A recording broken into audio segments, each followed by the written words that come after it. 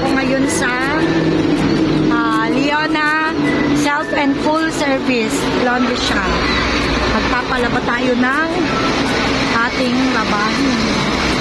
Mga blanket, dahil hindi kaya ni Mr. Sander maglaba ng blanket, tayo magpapalaundry na lang.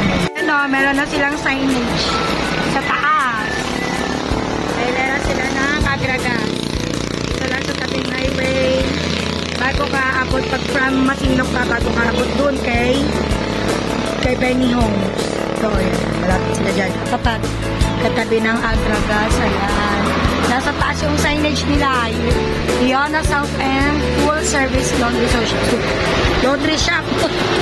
Ayan. Magpalaba tayo ng mga blanket. Ayan, ang dami. Dami nating nakuha na namang mga blanket. Ayan. Nangoleksyon ng blanket. Kilo muna natin. Pakilo muna natin.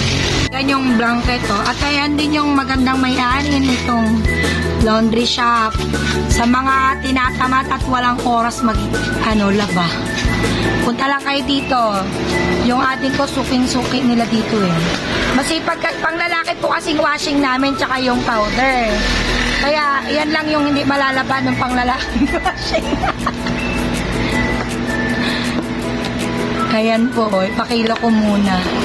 Kaya mga suki, kung tinatamad kayo maglaba or wala kayong oras sa paglalaba or hindi nyo kayang laban mga comforter, pwede yan dito.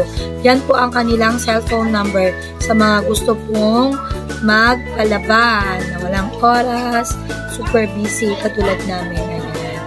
Pwede lang po kayo pumunta dito sa Leona Self and Laundry. Yun lang po. Thank you for watching this follow.